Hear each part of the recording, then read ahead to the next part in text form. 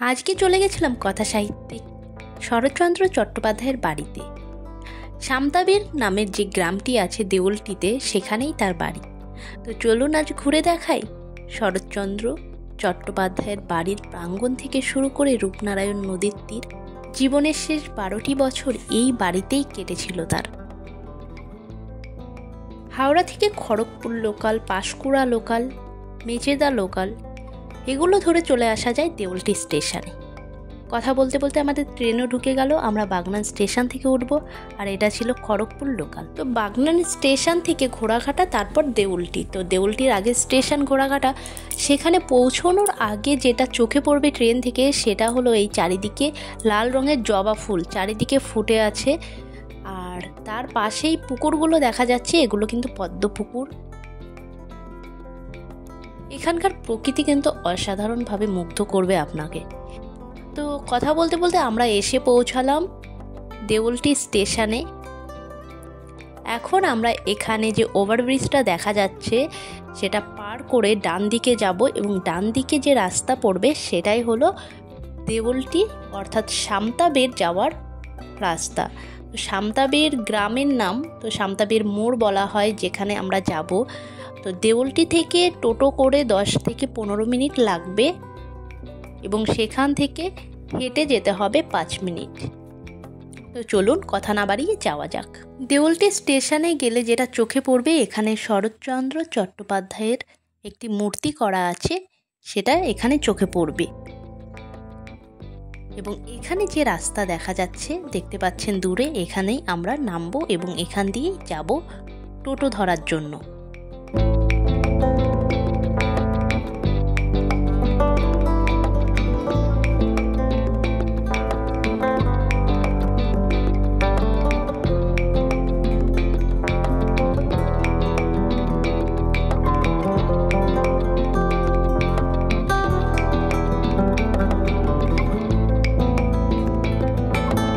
Station থেকে বেরিয়ে এরকম ফাঁকা জায়গা চোখে পড়বে, এবং এটা ক্রস করলেই পড়বে দেউলটি বাজার। বাজার ক্রস করে আমাদের হেঁটে যেতে হবে। এখান থেকে টোটো পাওয়া যায় না, তো সেখানে গিয়ে যে হাইওয়ে আছে সেখান থেকে আমাদের টোটো ধরতে হবে। তো প্রথমে যে টোটোগুলো দেখালাম এখান থেকে কিন্তু যাবেন না, সামনে এগিয়ে যেতে হবে বললো। সামনে এগিয়ে যাওয়ার পরে যে টোটোগুলো দাঁড়িয়ে আছে সেখান থেকে আমরা টোটো ধরব। তো এখানে শরৎচন্দ্র চট্টোপাধ্যায়ের বাড়িতে যাওয়ার জন্য, বাড়ি পর্যন্ত যাওয়ার জন্য বললো মিনিমাম 5 জন লোক লাগবে, তবেই তারা বাড়ি পর্যন্ত যাবে, না হলে 100 টাকা দিয়ে রিজার্ভ করে যেতে হবে। আর তার আগে যদি সামতাবের মোড় আছে তো সেখানে গিয়ে নামতে হবে, সেখানে 15 টাকা করে ভাড়া নেবে। তো সেখান থেকে 5 মিনিটের হাঁটা পথ। তো সেই জন্য আমরা যেহেতু 2 জন ছিলাম, সেই জন্য আমরা সামতাবের মোড় নামবো এবং সেখান থেকে হেঁটেই যাব।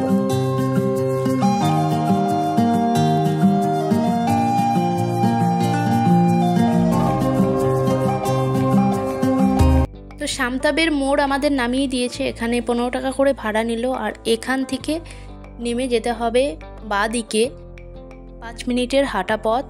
তো চলুন যাওয়া যাক। তো সোজা রাস্তা ধরে এখানে এগিয়ে যেতে হবে। এগিয়ে যাওয়ার পর 3 রাস্তার একটা মোড় চোখে পড়বে। 3টে রাস্তা একই জায়গায়, এবং সেখানে ডান দিকে বাঁ দিকে না গিয়ে সোজা হেঁটে যেতে হবে। এখান থেকে আর একটু দূরেই অবস্থিত সেই শরৎকুঠি। আমরা দেখতে দেখতে এসে পৌঁছালাম শরৎচন্দ্র চট্টোপাধ্যায়ের বাড়িতে। জীবনের দীর্ঘ 12টি বছর, শেষ জীবনের 12টি বছর এখানে কাটিয়েছেন তিনি। তো ডিসেম্বর মাস থেকে ডিসেম্বর, জানুয়ারি, ফেব্রুয়ারি এই টাইমে যদি আপনারা আসেন, তো এই টাইমে প্রচণ্ড ভিড় থাকে। আর তারপরে যদি আসা হয়, মানে এরকম টাইমে গরমের দিনে, তো এই সময় কিন্তু ভিড় এতটা থাকে না, হালকাই থাকে। আর ঢোকার জন্য কোনো রকম এন্ট্রি ফি কিন্তু লাগে না এই বাড়িতে। শুধুমাত্র সেখানে যারা দেখিয়ে দেয় কোথায় কি আছে এবং তারা সব কিছু বলে দেয়, তাদের কিছু 10 টাকা 5 টাকা তাদের হাতে দিয়ে আসতে হয়, এটাই এখানে যা লাগে। তাছাড়া কিছুই এখানে এন্ট্রি ফি বলতে লাগে না। আর এখানে কিছু দোকানপাটও চোখে পড়বে, যেহেতু আস্তে আস্তে এই জায়গাটা জনপ্রিয় হয়ে উঠছে, সেই জন্য। প্রথমে ঢুকেই বাঁ দিকে চোখে পড়বে শরৎ স্মৃতিসৌধ। এখানে শরৎচন্দ্র চট্টোপাধ্যায়ের স্মৃতিসৌধ রয়েছে। এই হলো শরৎচন্দ্র চট্টোপাধ্যায়ের বাড়ি এবং উঠান প্রাঙ্গণ। তো সম্পূর্ণ চলুন ঘুরিয়ে দেখাই।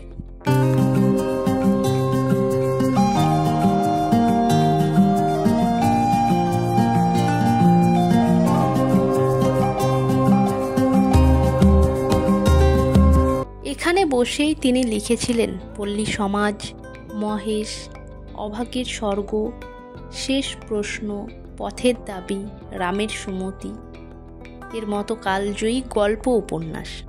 তো এখানে রয়েছে তার ব্যবহৃত লাঠি, দূরে চোখে পড়ছে তার জুতো ব্যবহৃত।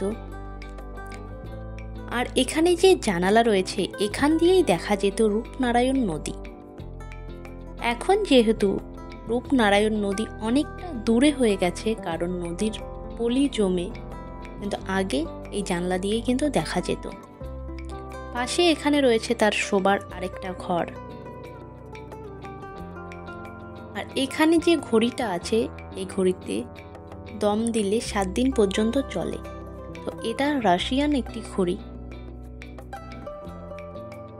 এখানে রয়েছে তার ব্যবহৃত কিছু জিনিস, তিনি কি কি বই পড়তেন সেই বইগুলো রয়েছে।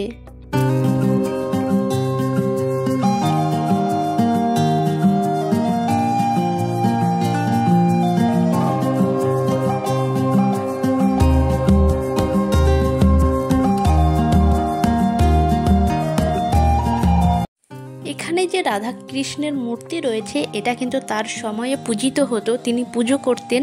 তো সেই মূর্তি এখনো নিত্যদিন পুজো হয়। আর বাইরে বারান্দায় ছিল ময়ূর রাখার খাঁচা, এখানে তিনি ময়ূর পুষতেন। এই হলো তার উঠোন প্রাঙ্গণ, বারান্দা উঠোন, যেখানে তিনি জীবনের শেষ 12টি বছর কাটিয়েছিলেন।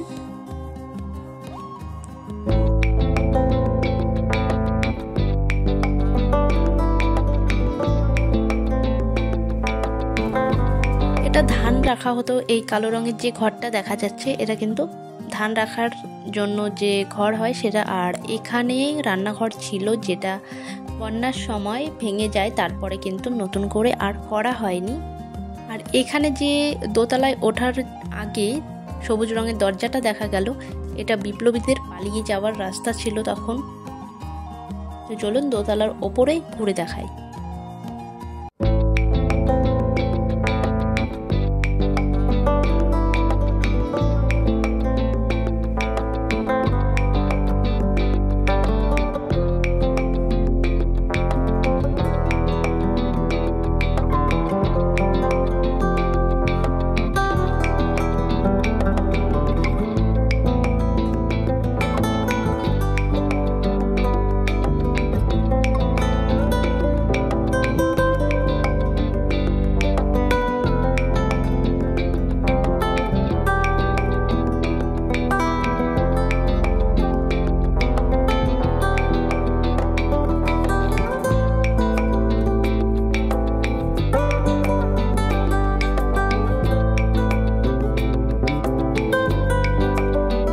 এখান থেকে দূরে দেখা যাচ্ছে রূপনারায়ণ নদী। রূপনারায়ণ নদীর তীরে আমরা অবশ্যই যাব। তার আগে আরও একবার ভালো করে ঘুরিয়ে দেখিয়ে দিই বাড়িটা।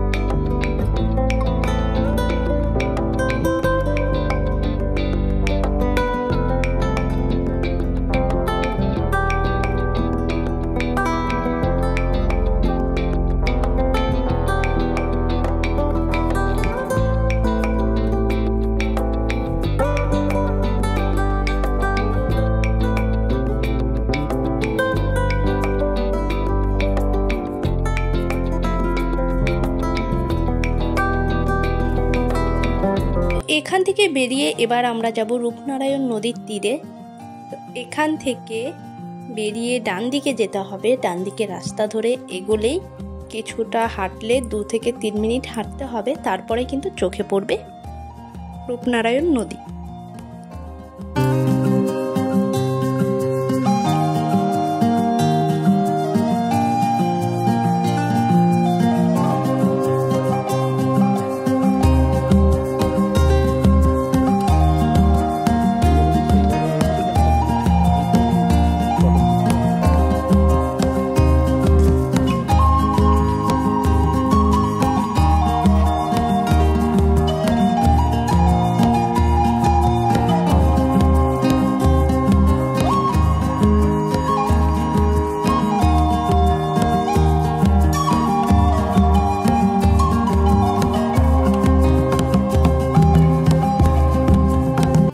আমরা এখন রূপনারায়ণ নদীর তীরে এসে পৌঁছালাম। এখানে কিছু খাবারের স্টলও বসানো আছে, চায়ের দোকান থেকে শুরু করে ফুচকা, ঘুগনি, নানান রকম খাবারের জিনিস এখানে আছে। তো এখানে এখন যদিও ভিড় নেই, তবে ডিসেম্বর, জানুয়ারি, ফেব্রুয়ারিতে প্রচণ্ড ভিড় থাকে, আগেই বললাম। তো এখান থেকে একটু ফুচকা খাওয়ার ছিল, সেই জন্য ফুচকা খেয়ে নিয়েছিলাম।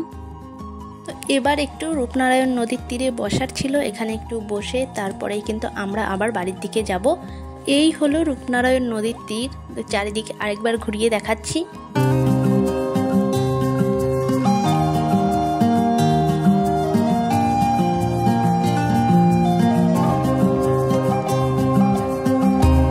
আমাদের ট্রেনের টাইম হয়ে গেছিলো, সেই জন্য কিন্তু আমরা বেরিয়ে পড়লাম। এখান থেকে স্টেশন যেতে বললাম ওই মিনিট 15 মতো লাগবে। আর স্টেশন যাওয়ার জন্য টোটোগুলো এখান থেকে পাওয়া যায়, বাট আসার সময় একটু প্রবলেম হয়। এখানে রিজার্ভে আসলে কোনো রকম প্রবলেম হবে না, আর যদি 5 জন থাকে একসঙ্গে তাহলে তো কোনো প্রবলেমই নেই আসতে।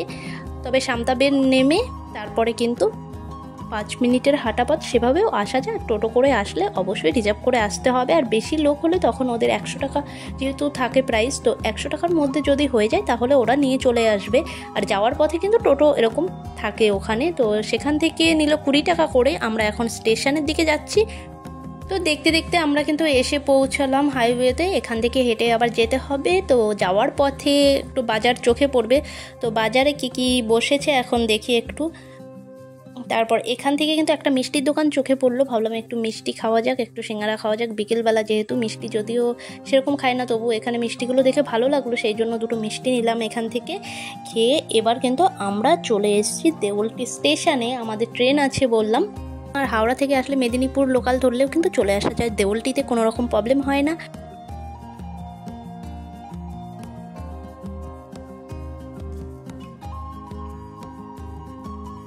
সো ফাইনালি আমাদের ট্রেন ঢুকে গেছে পাঁশকুড়া লোকাল। তো পাঁশকুড়া লোকালের টাইম ছিল না, যদিও এই লাইনে ট্রেনের অনেক গন্ডগোল চলছে, সেই জন্য কিন্তু কোন ট্রেন কখন ঢুকছে বলা যাবে না। তো দেখা হচ্ছে নেক্সট ভিডিওতে।